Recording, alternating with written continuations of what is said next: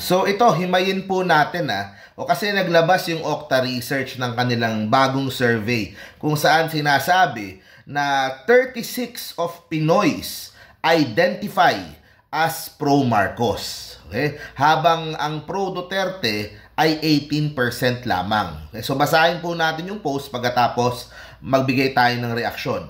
More adult Filipinos have expressed their support for the Marcos administration over the Dutertes and their political alliance. Okay, according to a recent tugon ng masa survey by Okta Research, 36% of adult Filipinos were supporters of PBBM while only 18% said they were pro-Duterte.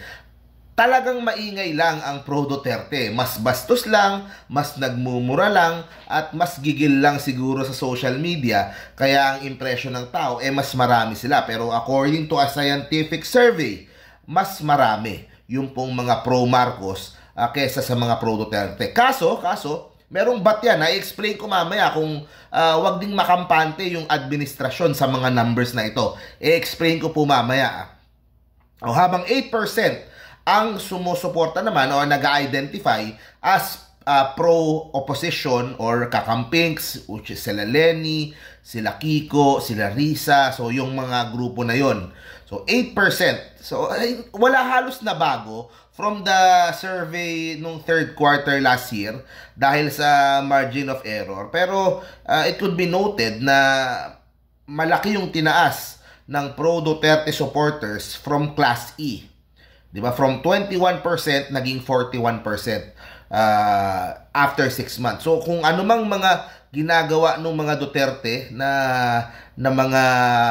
mga content or mga pinapa-viral nila or yung mga kung ano yung nilalabas nilang mga paninira sa Marcos admin, ang epekto po nun mostly sa Class E. Okay, doon sila tumataas. Kailangan bantayan din yan ng Marcos admin. Okay, so ito, tingnan natin yung per region napaka-solid pa rin nung yung mga pro-Marcos, 39% sa NCR, 47% Balance Luzon, habang 37% sa Visayas. Okay? It's worth noting din na yung opposition, yung kakampings, only 1% sa Mindanao.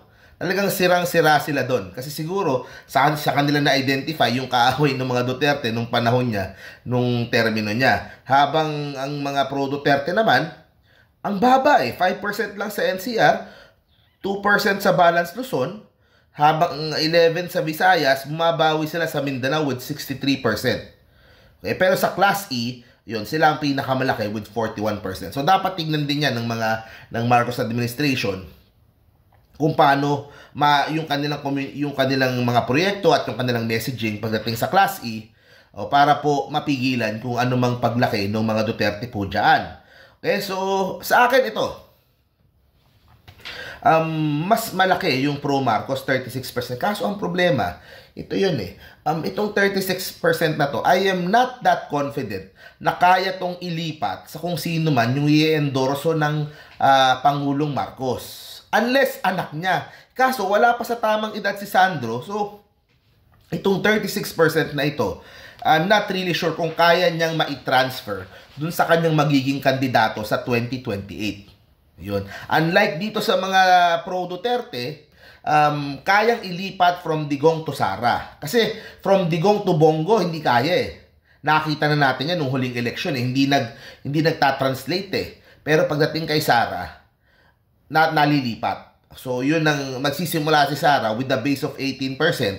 Diba? Kung if makaabot siya doon sa presidential election sa 2020. So, yun ang dapat tignan ng admin. Kasi hindi ibig sabihin na 36% sila, mananalo na kung sino yung manok nila sa 2028. Kasi importante pa rin kung sino yung manok na nagagamitin nila. Pagdating naman sa opposition, it could show here na 8% hindi lumalaki din yung bilang nila. Ngayon kasi sila yung independent kasi sila yung third force. Dahil meron kang admin, meron kang yung opposition na mga Duterte dahil sila yung mas malaki. Pero pagdating sa third force, nakakampings, 8% lang hindi sila lumalaki. Sa akin pag tinatanong nila ako, para sa akin, mas maganda magpalaki sila ng kanilang base Kumbaga, they should recruit mga mga bagong politicians, yung mga new blood, yung mga magagaling. Kumbaga mag-expand sila ng bilang nila at huwag yung umasa dun sa mga dati. Dun sa mga kila Lenny, kila Kiko, na nandyan naman yan, sila naman yung main nabida dyan sa grupo nila. Pero they should start growing na their base. Magdagdag sila ng, for example, si Heidi Mendoza, nakakadagdag yan. Tapos magdagdag sila ng mga artista. Pag pinasok mo dyan, for example, naisip ko sila Ding Dong Dantes, o kung sino man sila Angel Oxino, kung sino man mga artista ang pwede nilang idagdag dyan just to grow their base, di ba? Kasi ang nangyayari, parang masyadong gine-gatekeep nila yung kanilang grupo. Hindi dapat ganun. Dapat you should always look to expand. Hindi yan madadaan ng paninira lamang sa pro Marcos o sa pro Duterte. Kailangan maging attractive mismo yung inyong grupo, yung inyong base to grow itong 8% na ito. Sa akin, syempre ang isang wish ko lang din, ang aking pangarap lang din is makasama dito sa mga iskon yan, mga pro isko. Kasi after ng 2022 elections, nag-slow down si Yorme, nag-retire siya sa politika, ngayon na lang siya bumabalik. Hopefully po, mabuo ulit yung pong blue naman na kumbaga, pwede mong i-identify as iskon yan. O medyo nalalapit siya kala Grace po kasi Grace po may base pa rin naman pero wala na masyadong nag-identify na ako, baka Grace po talaga ako. Wala akong nakikitang masyadong ganun sa ngayon, di ba? Although prefer siya ng mga ibang kababayan natin for president or vice president. Pero yun nga ang challenge para sa aming iskon yan is to create a small niche din, a small group din na that would hardline identify as iskon yan. And siguro for Vico din, gano'n na din. Ang kailangang abangan din na mangyayari din in the coming years after the midterm elections is yung pag-rise nung mga pro-Tulfo. Okay? Yun na, you are going to start seeing that. Ang tanong, pag lumabas na yung mga pro-Tulfo, sino yung kakainan? Kakainan ba yung pro-Marcos, yung pro-Duterte, o yung oposisyon? Kailangang abangan yan. Paglabas ng pro-Tulfo, may kakainan dyan, sino? Or yung mga undecided, yun ba yung makakukuha ng pro-Tulfo? But definitely, asahan nyo, may lilitaw dyan, bago mag-2028 yung pro-Tulfo. Kung magsasama-sama yung mga forces dito, di ba, makikita natin kung will it be enough para to secure yung 2028 na elections. And finally, ang lesson ko dito, paulit-ulit kong sinasabi sa administrasyon, please, tutukan nyo na yung Mindanao. Diba? Nandyan naman si Sap Langdameo, tsaka yung mga leaders natin dyan, na mga gagaling. Mindanao naman, si Pacquiao nandyan, Mindanao naman yung bigyan ng pansin. Yung Mindanao Railway, bigyan nyo na ng pondo. Hindi masyadong nabigyan, bigyan nyo na. Bigyan nyo naman ng atensyon at ng, kumbaga, masyadong napaghulihan yung Mindanao kaya na lang ganyan Nakita nyo naman kung saan yung weakness, doon natin buhusan, doon natin tutukan, diyan papasok si Pacquiao, si Sap Langdameo, yung mga congressman na mga magagaling natin sa Mindanao, so doon papasok yung bigyan ng atensyon yung Mindanao. Yun ang paulit-ulit kong sinasabi sa admin. Hopefully, dun dito, kaya Secretary Vince Dizon, yung bagong pasok, at yung mga iba pang mga departamento, mabigyan ng focus itong Mindanao dahil kitang-kita naman na doon yung weakness ng administrasyon. So yan, yun po ang speaking of pro Marcos. Yan, gusto ko lang pong i-shout out yung pong ang Bombero Party List o yung ABP.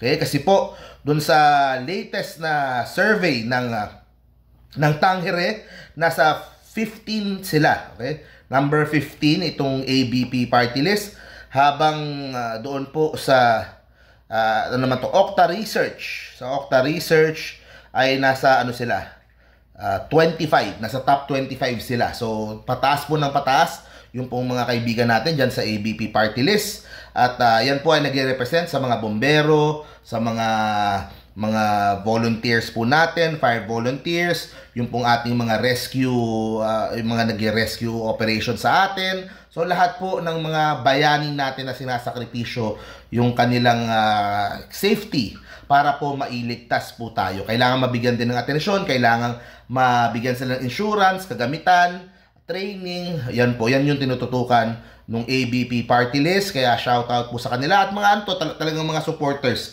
ni Pangulong Bongbong Marcos at very much pro Marcos sila at sumusuporta sila doon sa adhikain na Bagong Pilipinas ni PBBM. Okay? So, I think in the last 3 years of BBM, kailangan tutukan yung kanyang mga proyektong natapos, yung kanyang mga magagandang achievements, maipakita ng buo sa tao at yun, dun ang critical po doon para ma-maintain nila yung kanilang mga pro-Marcos at mailipat dun sa kanilang gustong i-endorso na kandidato. So yun guys, thank you very much po. See you po sa next video po natin. Stay safe parate. Bye-bye.